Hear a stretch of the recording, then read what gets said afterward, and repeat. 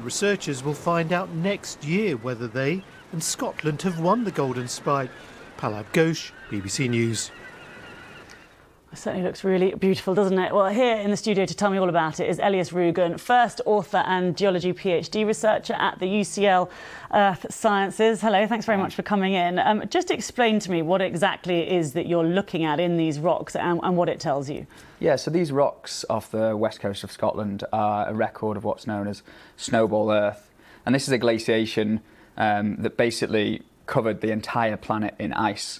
So if you imagine looking from outer space at the planet, it would look a little bit like a snowball. And this glaciation in Scotland in particular, we've not really known how old it is previously.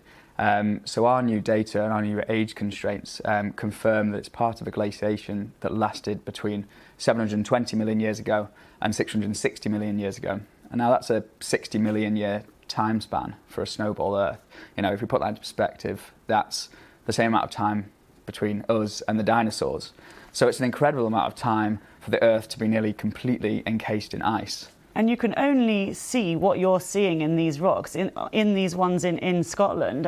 Why is it that there wasn't this sort of glacial erosion there when there has been in other parts of the world? Yeah, it's a good question and one that I can't perhaps answer in its fullest. Yeah. Yeah, we don't know why it's such a unique, special place, but we see the erosive power of glaciers today in the modern world. They kind of plough through everything. So usually below the Snowball Earth glaciation, the rocks beneath it have been completely removed by this glacial erosion. So as geologists, we have this kind of missing time gap in the record. So we can't seem to get at any of these questions of why Snowball Earth occurred because we simply don't have the record of it. Whereas in Scotland, that doesn't seem to be the case. We have this gradational transition from warm tropical seas that are full of kind of bacterial life, kind of transitioning slowly into this kind of widespread global ice age. So tell me what you're literally looking for when you go along to one of these rock areas and you're getting close up to it. What is it exactly that you're looking at? Yeah, well, it's a number of things. You know, I work as part of a wider team and we have people with different specialities that work on different aspects.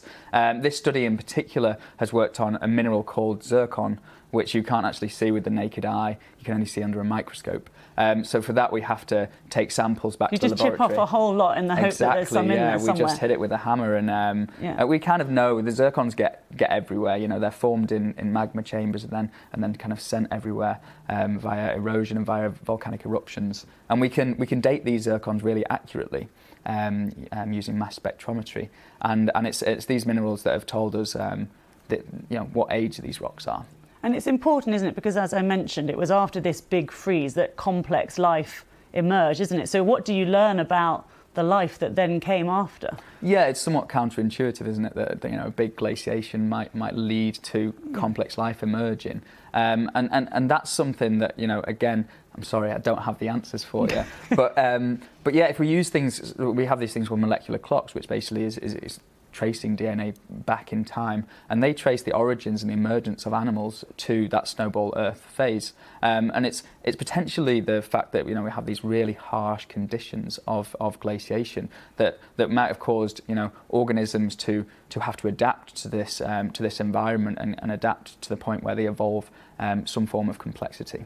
Okay, you've got about 30 seconds to tell me why you think you're going to get this golden spike then. Yeah, well, as I say, this is, it's an incredibly unique place on Earth. It seems to be the only place on Earth where we have this transition into the Snowball Earth glaciation. They're going to say yes. Well, that reason alone, I think, but it's a beautiful place. Everyone's seeing the clips and things, and I think that has to come into it as well. Okay, well, thank you so much for coming in, Elias Rugen. I'm a bit disappointed you didn't bring me the rock samples because you gave some to Palab Ghosh, Anyway, thank you very much. Good to see you. Thanks very much.